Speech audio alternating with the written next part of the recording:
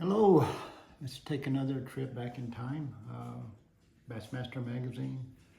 This will be 1978, and it will be the September, October issue.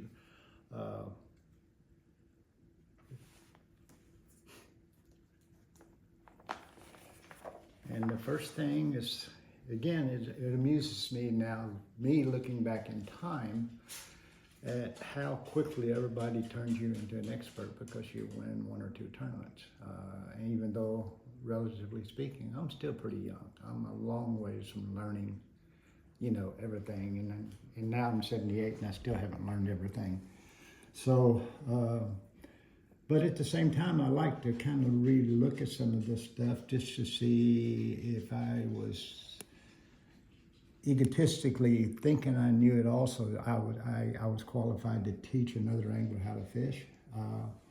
I'm kind of pleased when I go back and look at it because a lot of the important statements I think I was making in these articles, they were not all current or correct. But they were heading that direction. They were evolving the right direction. Is that some of them are pretty dang true even today. I'm going to just look at one here and as an example, but the seasonal patterns tell me where to begin fishing at any time of the year, he points out. Once I know that, I move to the area and study the alternatives for where a bass couldn't be. Basically, that was my early philosophy about how to even attack big lakes. I learned through watching the Bassmaster Classic. There were actual seasonal patterns. I watched the same seasonal pattern winning Bobby Murray's Classic, and the next two Classics after that, Don Butler and Rayo Breckenridge. They were all won on the same exact pattern because they were held on man-made lakes, and they were held in the fall, October, in the fall of the year. And this article was about fall bass fishing, and I kind of got nicknamed Mr. October because of winning my first major events were all fall events. And it's one of my preferred time of the year to fish because as I've learned over time, the fall patterns are a little more stable, especially more stable than say the spring patterns, because within the spring, there's multiple patterns within the seasonal pattern of the spring. You got the pre-spawn, you got the spawn, you got the post-spawn, and those can change on a daily basis depending on the area of the lake you're fishing.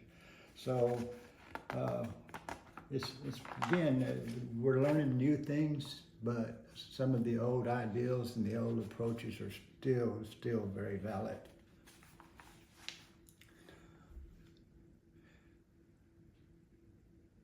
And this was another one. For example, it says how to choose the correct lure. And I had to remove that original ideal of a lure being a lure out of my mind, okay? And the way I chose a lure wasn't because of it being something to attract the fish. Yes, a little bit, but it was more a tool, a function of the water you're looking to fish. What lure will fish it the best? In other words, if you're fishing 8 to 10 foot deep on a drop off, what water will get down and fish that depth the most efficiently?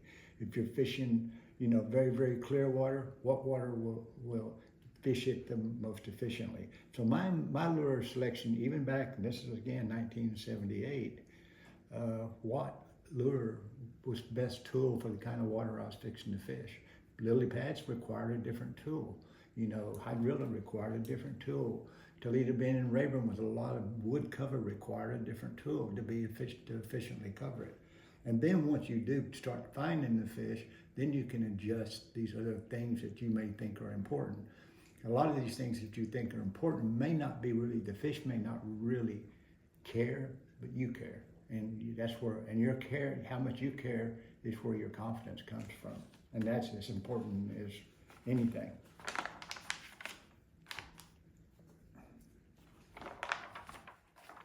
This one's example is color is important to angler, okay? And it is.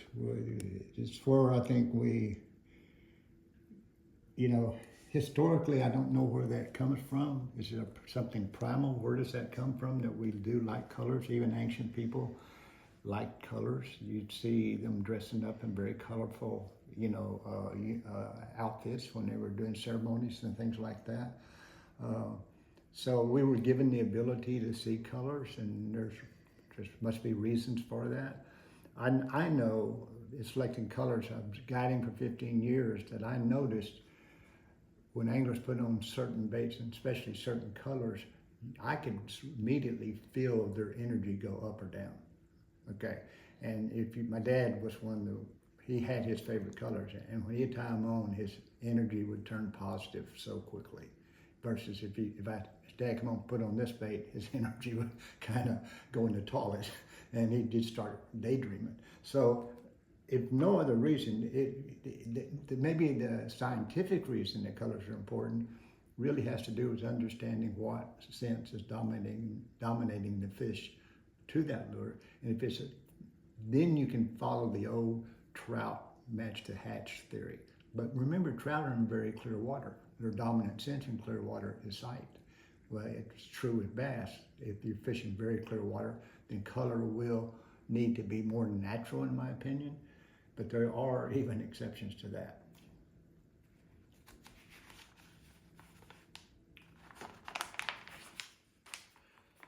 This one here is kind of sad. And I'll get into it a little bit, but I'll let you look at it. It says, and this is again 1978. And it's kind of the connection between today's boy, tomorrow's bass angler, but then right beside it is beware the anti-fishing movement is growing.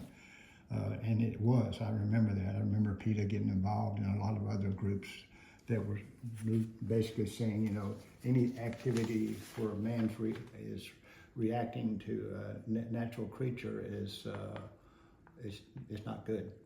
Hunting obviously got the brunt of that, but fishing got it too. What if the fish jumped out of the water and you could hear it screaming? That was coming up. So, but slowly, there were people, we started, and again, the anglers and the hunters started. And one thing people forgot back then was nature was being attacked by many religious beliefs, by many philosophical beliefs that nature was the enemy. And yet it's part of us. The Native Americans knew that way on, that we're all connected. We are part of nature. So why are we attacking ourselves? We just need to understand ourselves and work more harmonious with it. And fishing and hunting give us the opportunity to do that. And it is in humans necessary to touch something, whether it's a flower, whether it's a human being you love, whether it's a fish, to touch him. Jimmy Houston kissed him. I didn't kiss him, but he did. That was reconnecting with his creature and really starting to try to understand it and appreciate it. Almost all legitimate long-term conservation movements in this country come from outdoorsmen who have touched the creature and start to attach a value to it and start to appreciate it. And yes, some of this was constructive criticism, and we said, hey, we got to get better at what we're doing. We can't kill the fish just for any reason unless we're going to eat it, And we did. We got a lot better, and we're still getting better when it comes to, protecting the outdoors. But if you don't even get the opportunity to see it and touch it, then you're not going to develop that value for it that you need. And so it's not as much current. I don't see it nearly the way I did back in this time frame.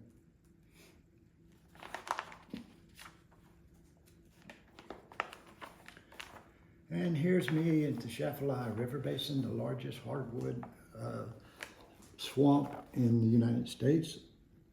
And I have on my bright colored pants. Yeah, you did. See, I like color too. Apparently. So it's look back on it, and it's kind of strange, but it's just that was just part of me. I didn't totally understand it, but I liked it.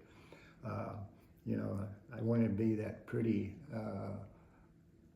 cardinal that's all colored and attracting the female, or I wanted to be that turkey that struts and puts his feathers all out. That's just part of who we are as a creature, I guess. But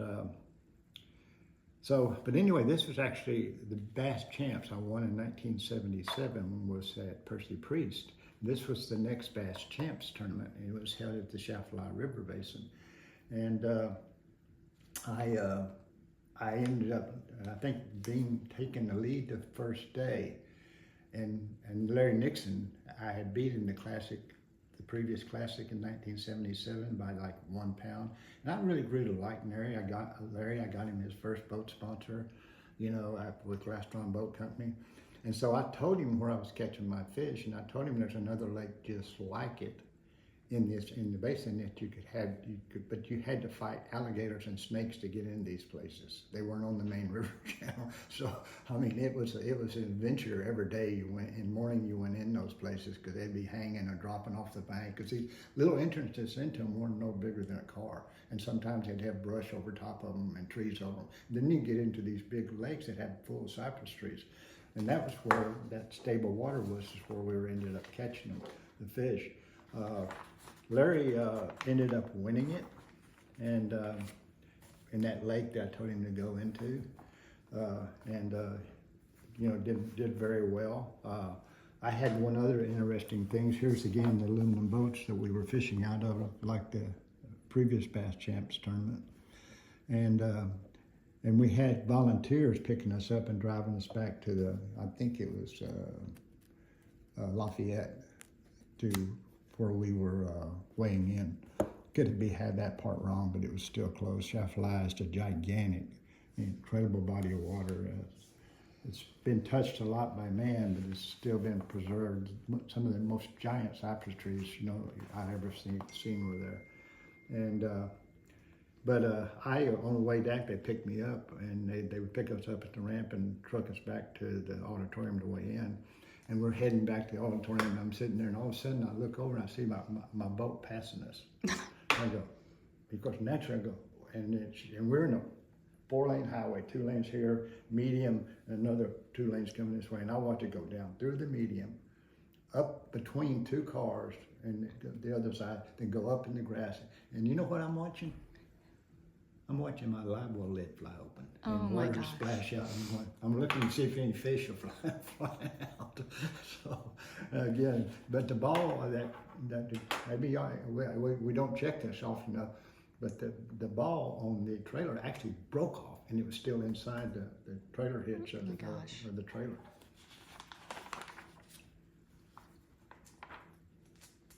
But you retrieved your fish. Yep, I got over there and fish were all still in the live well. Oh my gosh. We had to call another vehicle to come get us and pick us up.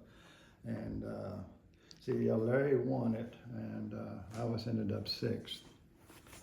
There's Mr. Larry Nixon there. And I got him his boat sponsor.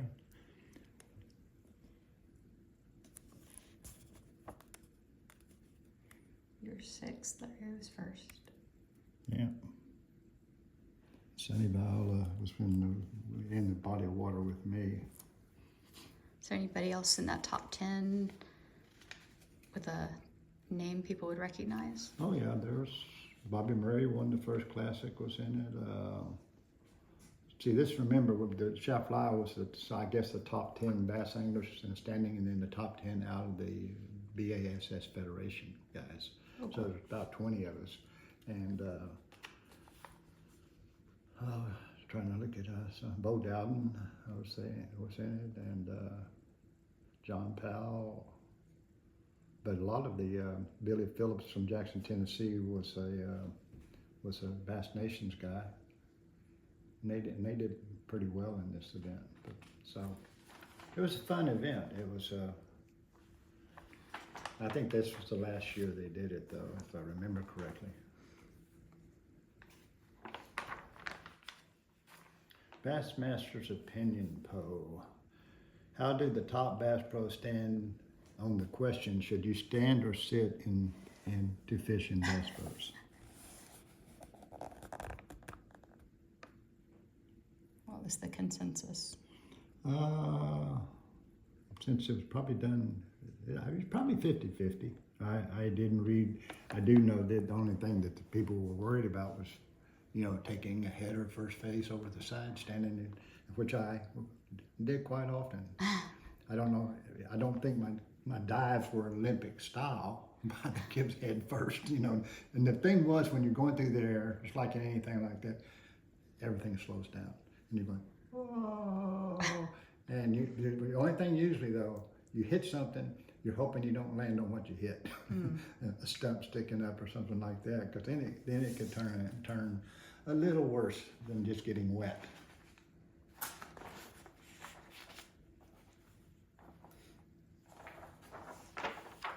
When we get further along to the time you told me about where you went over and your treble hook got stuck in the, was it the cable of the dock and you were stuck underwater?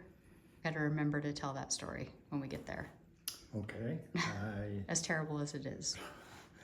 Oh yeah, I have a lot of stories where I went under and they had the fish that came off against my chest when I went under, and I just miraculously, and I was totally, my observer in the boat said, he sees this, all of a sudden he says, you go under and you're out of sight, but all of a sudden I see these two hands come up and the fish come flying out of the water into the bottom of the boat. Oh, I felt the fish against my chest. I just went like this. And how I did it, I have no idea. Had to check if that was even legal, and they allowed me to weigh the fish. The female touch, again, this has been Linda England, that was one of the very, very best of what she did back then. She was fishing the Bass and Gals, and of course Chris Houston, Penny Behrman, and several others. I always admired them because their route, even though our route was not easy, their route was hard, a lot tougher. Oh yeah.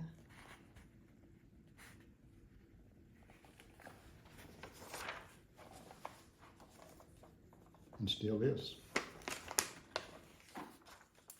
Oh, here's the guy's record that I broke here recently in 2016.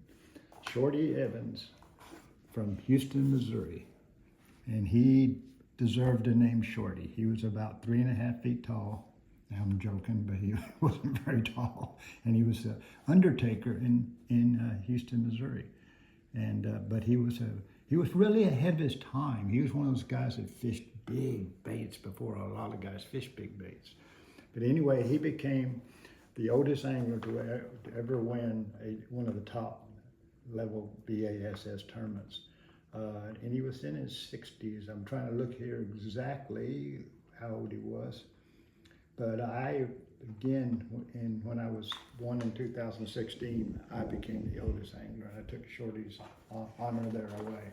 But I always admired him because he had a knack for catching big fish, because he fished bigger worms than everybody. He fished, you know, the minnow baits and jerk baits you see nowadays, he fished one about twice the size that everybody's fishing. And one of the best stories, Shorty always pulled his boat to the tournaments in a Lincoln Continental. Okay, because remember he made a little money being an undertaker, and he always had a nurse with him. Careful. That's what Ray's called was his nurse, and it was the lady was usually a foot taller than him, and anyway, he was a character. I do kind of miss him, but. Yeah, no, miss you, Shorty. He won again at Kentucky Lake, fishing a big worm. And then again, we're back in that. Now I'm always fishing to regain classic qualifications. So this was actually the Kentucky Lake tournament. I ended up 14th. Shorty, I said, ended up winning. Bobby Murray was second. Bo Dowden was fourth, and Roland Martin was fifth. So those big name guys are still right up there, you know, doing their thing. Saw Hank Parker's name there too. Yeah, Hank like Parker 15. was 10th. 10th. And I was trying to see if Jimmy was up there anywhere. But,